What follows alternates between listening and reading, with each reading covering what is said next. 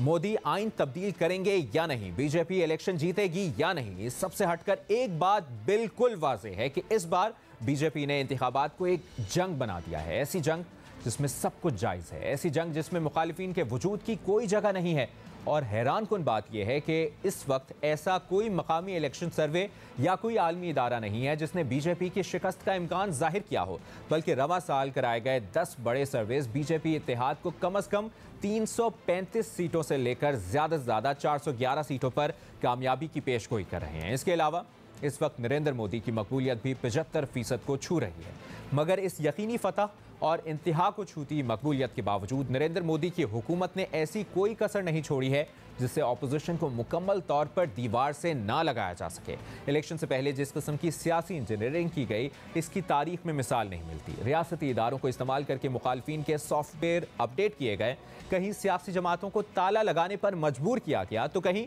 सियासी रहनुमाओं की सियासी वाबस्तगियां ज़बरदस्ती तब्दील करवाई गईं। जो रहनुमा दबाव के बावजूद बीजेपी में शामिल ना हुआ, उसे करप्शन और टैक्स के नोटिस मिले, महीनों कैद मुकद्दर बनी। और जो रहनुमा बीजेपी का हो गया, उसे इस तरह ड्राई क्लीन किया गया, ना कोई सबूत बचा, ना कोई मुकदमा बरकरार रहा।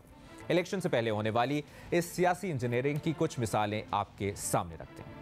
अहम बात यह है कि बीजेपी ने 2018 में मनी लॉन्ड्रिंग की रोकथाम के लिए एक कानून, prevention of money laundering act बनाया था, मगर हालिया इलेक्शन से पहले यह कानून सियासी मुखालफिन के खिलाफ हथियार के तौर पर इस्तेमाल किया गया। इस कानून की वजह से करप्शन और टैक्स के केसेस में जमानत लेना मुश्किल और मुखालफिन को सजा से पहले लंबे अरसे तक जेल में रखना आसान हो गया, क्योंकि इस कानून में इनोसेंट अंटिल प्रूवन गिल्टी का उसूल तब्दील करके गिल्टी अंटिल प्रूवन इनोसेंट का उसूल बनाया गया। आम आदमी पार्टी के सरबराह और दिल्ली के वज़ीर आला अरविंद केजरीवाल भी इन्हीं सियासी कैदियों में से एक हैं जो इन्फोर्समेंट डायरेक्टरेट के केस में 1 माह से जेल में हैं। और अहम बात यह है कि अरविंद केजरीवाल की शराब पॉलिसी केस में गिरफ्तारी भी उसी वक्त मुमकिन हुई जब उनके खिलाफ गवाह खुद सामने नहीं आए, बल्कि 4 गवाह बनाए गए। भारतीय फार्मा कंपनी के सरबराह सराथ रेड्डी इन्हीं 4 गवाहान में से एक हैं जिनके बयान पर अरविंद केजरीवाल को गिरफ्तार किया गया। और सराथ रेड्डी ने अरविंद केजरीवाल के खिलाफ बयान क्यों दिया, इसकी भी दिलचस्प कहानी है। 9 नवंबर 2022 को भारतीय तहकीकाती इदारे ने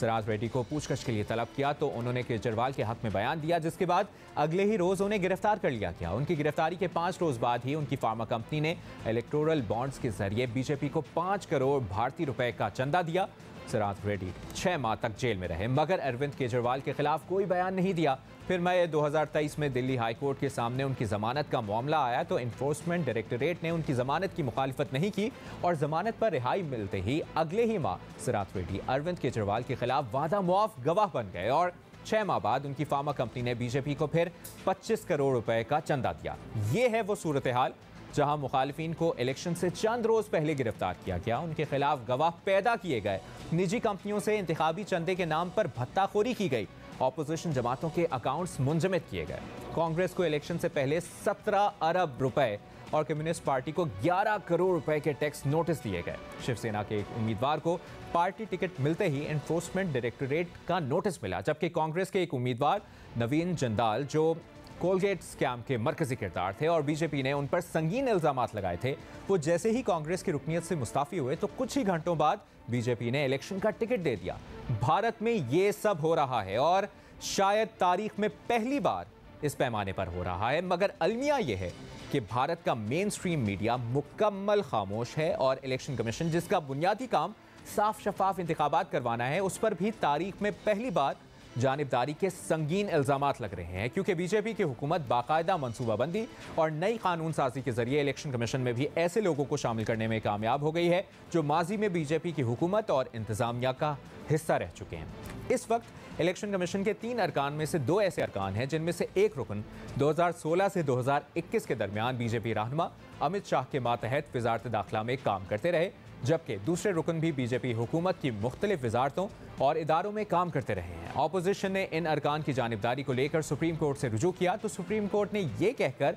दरखास्तें मुस्तरद कर दी कि अगर इस वक्त ऑपोजिशन की दरखास्तें कबूल की गई और इन अरकान की तैनातियों को कलअदम करार दिया गया तो मुल्क में अफरा तफरी मच जाएगी। इस फैसले के अलावा भी पिछले कुछ अरसे में भारतीय सुप्रीम कोर्ट और आला अदालतों की जानिब से कुछ ऐसे फैसले सामने आए हैं जिसमें अदलिया पर दबाव का पहलू सामने आया है, जबकि पिछले माह कलकत्ता हाई कोर्ट के एक जज ने बाकायदा बीजेपी में शमूलियत इख्तियार कर ली थी और बाद में उन्होंने एतराफ़ किया कि बतौर जज भी वो बीजेपी से मुसलसल राबते में थे। इसी दबाव की सूरत हाल को लेकर रवा साल 30 मार्च को 600 वकीला ने भारतीय सुप्रीम कोर्ट के चीफ जस्टिस को खत लिखा था, जिसमें कहा गया था कि एक मफाद परस्त टोला अदलिया पर दबाव डालने और इन्हें बदनाम करने की कोशिश कर रहा है। भारत में पिछली एक दिहाई में जिस किस्म की इंतहा पसंदी देखने में आई है, जिस तरह मुल्क जमहूरी आमरीत की तरफ बढ़ रहा है और बिलखुसूस इलेक्शन से पहले जो सूरत हाल सामने आई है, इस पर मुख्तलिफ आलमी इदारों ने जमहूरियत के मयार को लेकर भारत की रैंकिंग्स में कमी कर दी है। स्वीडन के एक इदारे वीडेम इंस्टीट्यूट के मुताबिक भारत इस वक्त इलेक्टोरल ऑटोक्रेसी बन गया है, जो मुकम्मल आमरीत से सिर्फ 2 दर्जे दूर है। यानी इस वक्त भारत में दुनिया और तारीख के सबसे बड़े इलेक्शंस तो हो रहे हैं, मगर कोई लेवल प्लेइंग फील्ड नहीं है। लोगों की आवाज़ों को दबाया जा रहा है, सियासी आज़ादियाँ सलब की जा रही हैं। अब देखना यह है कि भारत के आम इंतखाबात के क्या नतीजे आते हैं जून में।